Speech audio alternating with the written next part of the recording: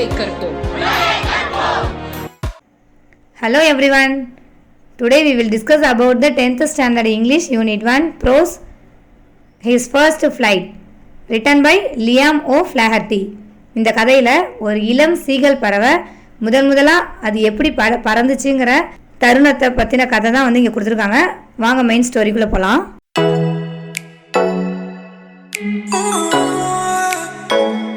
His first flight. The young seagull was alone on his ledge. His two brothers and sisters had already flown away the day before. He had been afraid to fly with them. Somehow, when he had taken a little run forward to brink of the ledge and attempt to flap his wings, he became afraid. The great expanse of the sea stretched down beneath, and it was such a long way down, miles down. He felt certain that his wings would never support him. So he bent his head and ran away back to the little hole under the ledge where he slept at night. ஒரு இளம் seagull பறவை, அதாவது சீகல்னா கடல்வாழ் பறவை, தனியாக ஒரு முகட்டின் விளிம்பில் வந்து இருந்துச்சு. இந்த பறவையோட 2 சகோதரர்கள் மற்றும் சகோதரியும் ஒரு நாள் முன்னாடியே பயப்படாமல் பறந்து போயிட்டாங்க.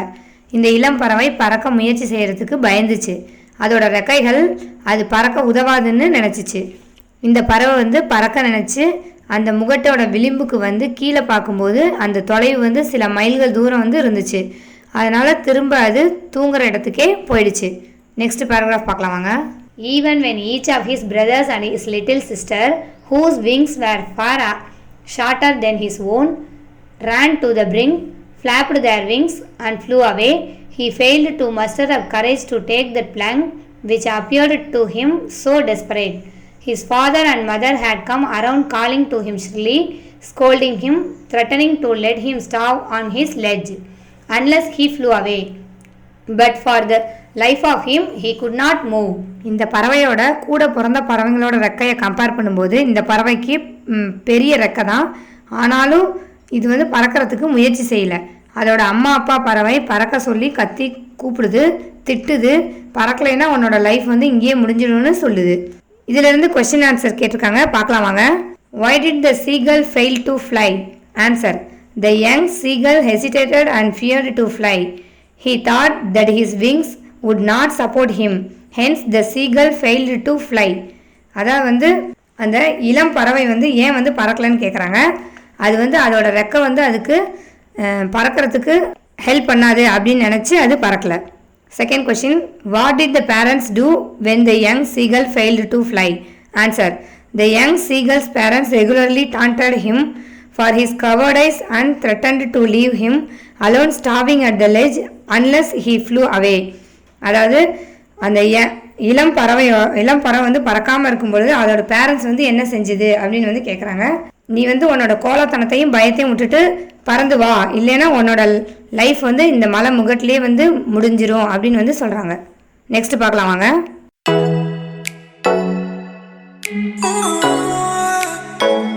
That was 24 hours ago.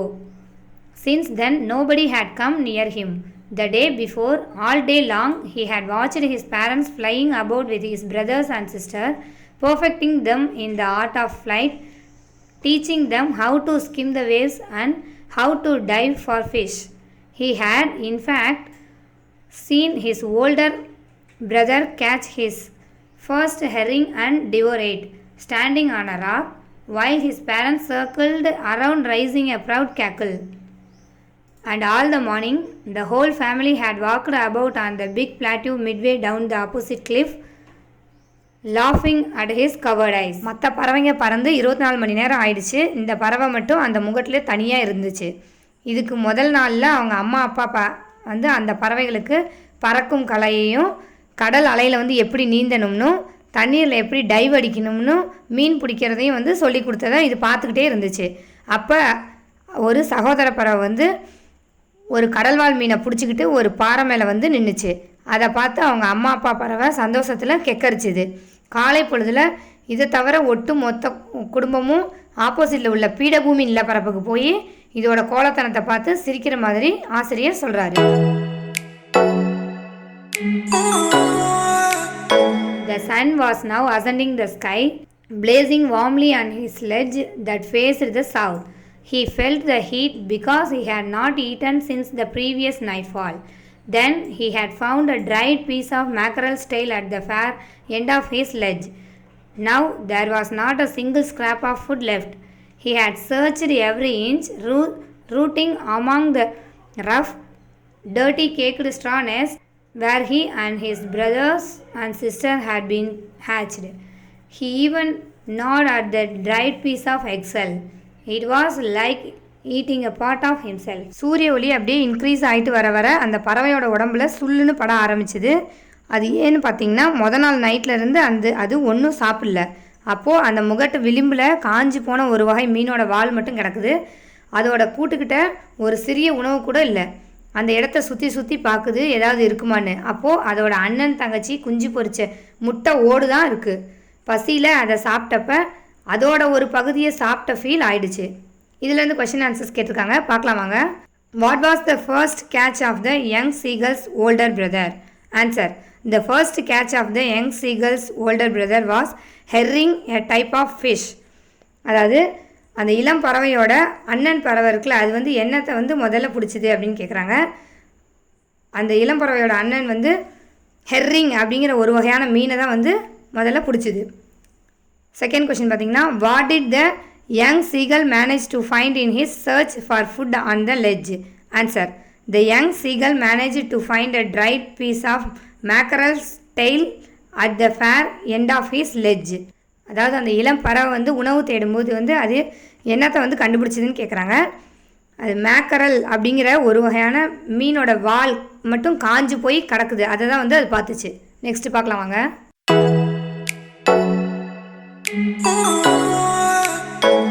He then trotted back and forth from one edge of the ledge to the other, his long grey legs stepping daintily, trying to find some means of reaching his parents without having to fly.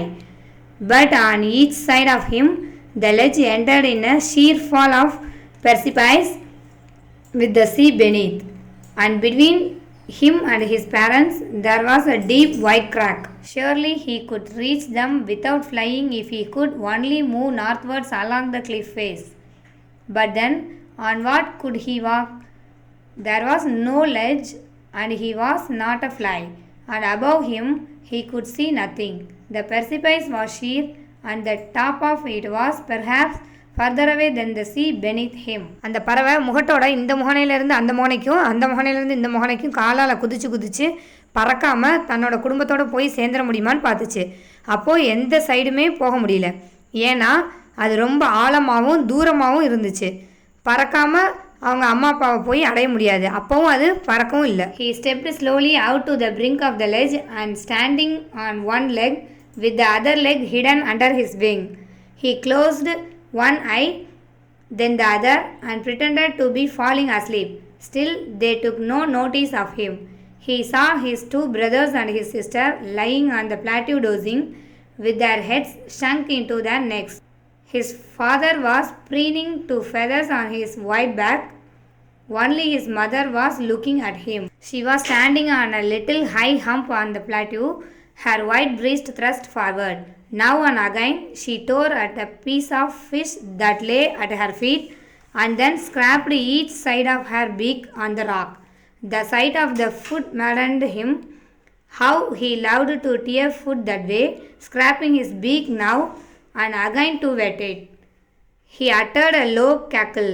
His mother cackled too and looked at him. அது மெதுவாக முகட்டின் விளிம்புக்கு ஒரு காலம் மடக்கி ரெக்கைக்குள்ளே மறைச்சி வச்சுக்கிட்டு கண்ணை மூடி தூங்குற மாதிரி நடிச்சுக்கிட்டே பீடபூமியில் இருக்க அவங்க குடும்பத்தை பார்த்தப்ப அவங்க அண்ணன் தங்கச்சிலாம் நிலத்தில் படுத்திருந்தாங்க.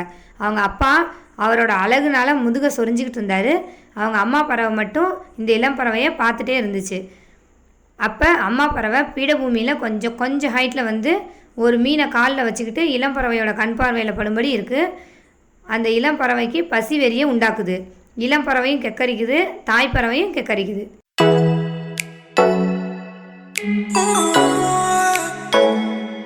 இதுக்கு முன்னாடி பார்த்த பேராகிராஃப்லேருந்து கொஸ்டின்ஸ் கேட்டிருக்காங்க, பார்க்கலாம் வாங்க.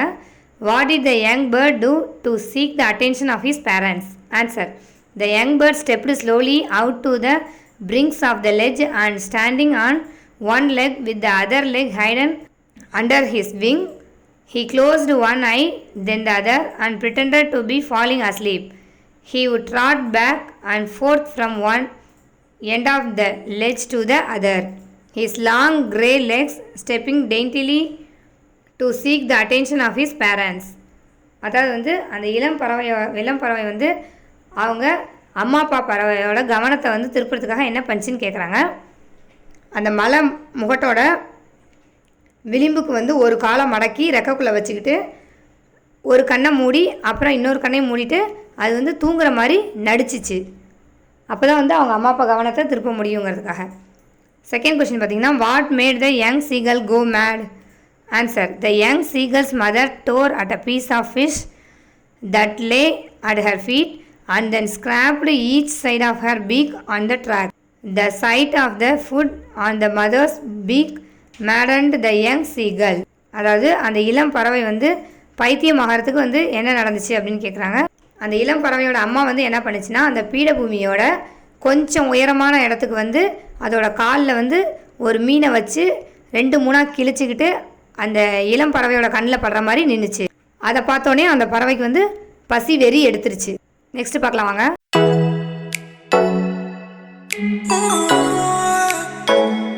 Ga ga ga, he cried, begging her to bring him over some food.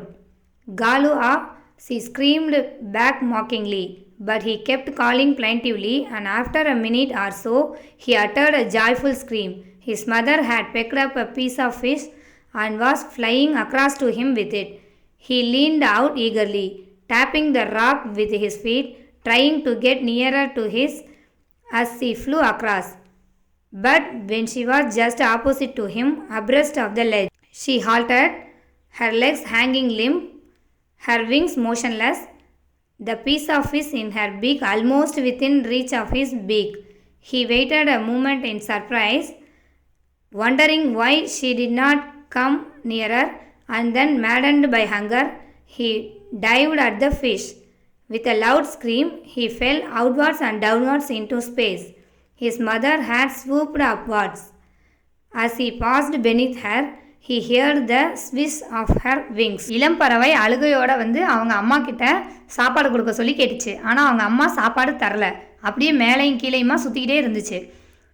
அந்த இளம் பறவை வந்து ஒரு நிமிஷம் சந்தோஷப்பட்டுச்சு அவங்க அம்மா பக்கத்தில் வந்துருச்சுன்னு. ஆனால் அம்மா பறவை வந்து மீன் துண்டை எடுத்துக்கிட்டு வாய்க்கிட்ட வரைக்கும் போயிட்டு பறந்து போயிடுச்சு.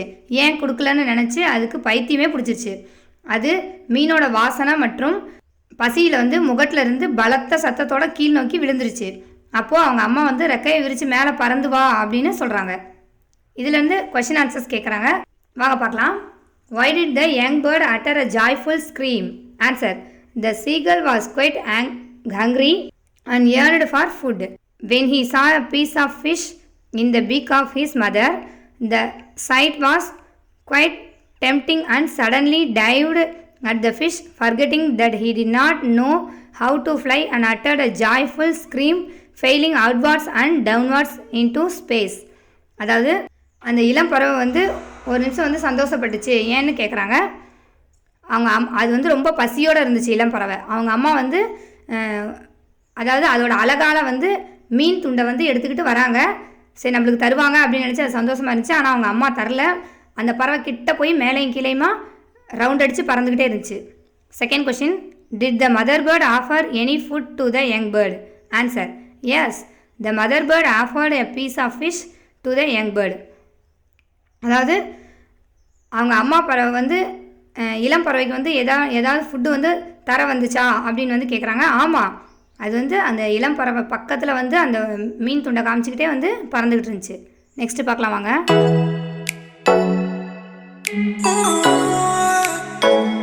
Then a monstrous terror seized him and his heart stood still.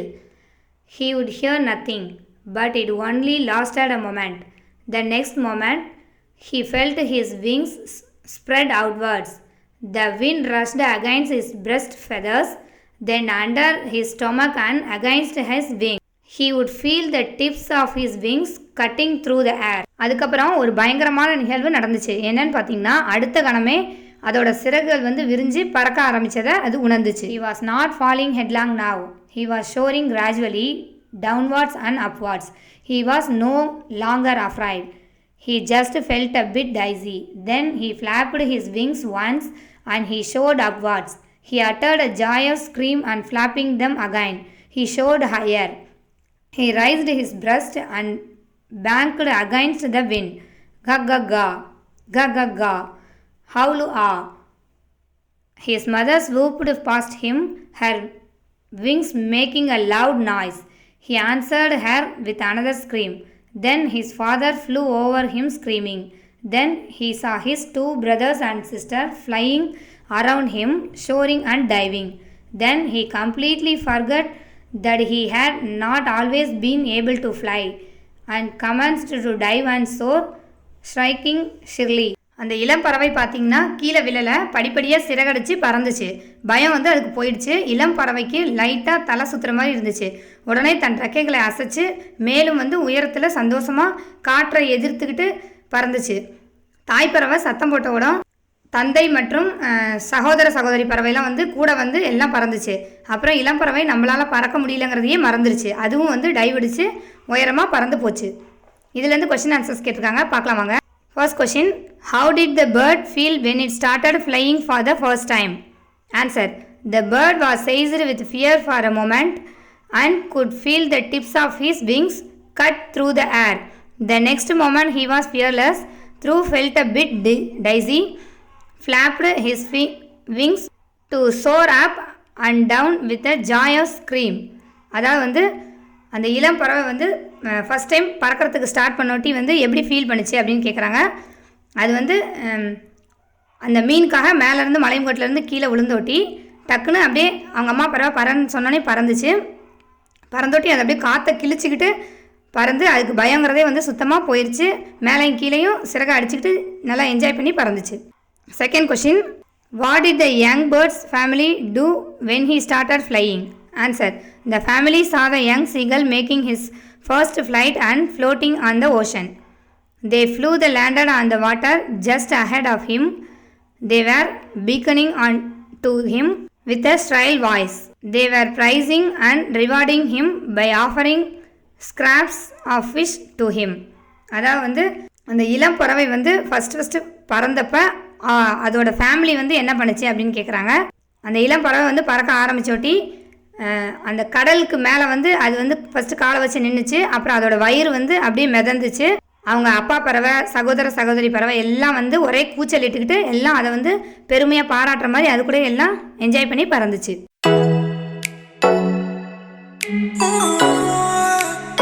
He was near the sea now, flying straight over it, facing out over the ocean.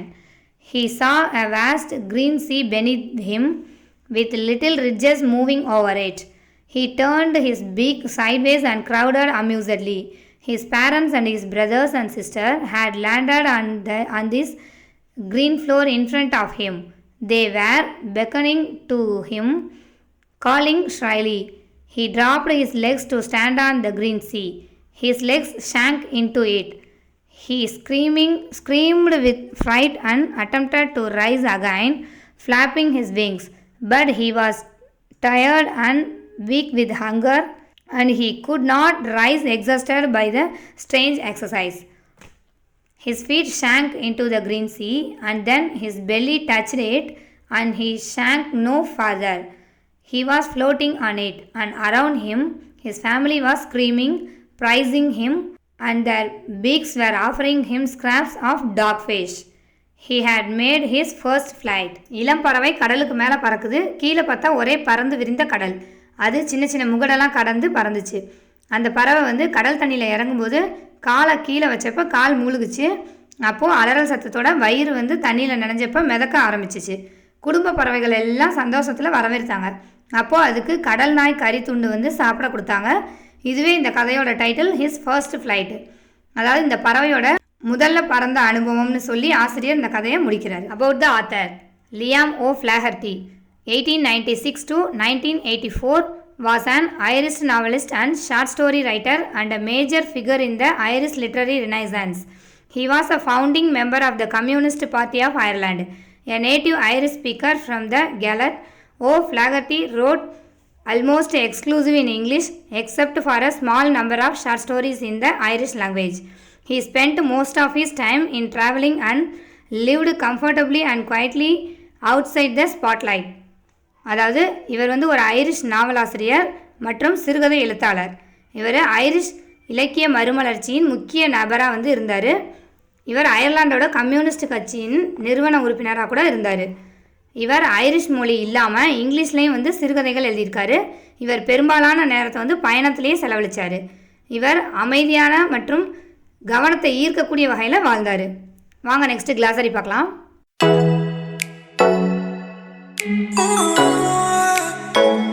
கிளாசரி.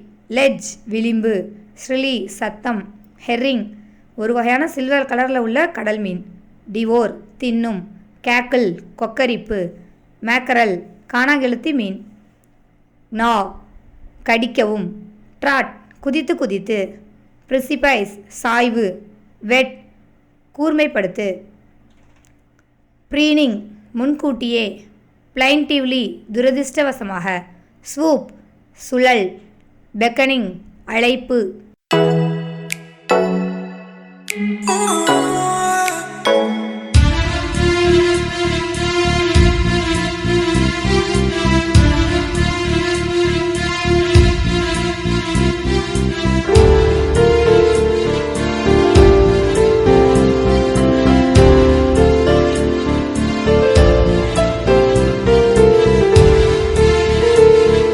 Thank you so much watching our V2SA Pedagogy Creative Channel videos. Please kindly subscribe, like and share for our videos. Click the bell icon button for our next video.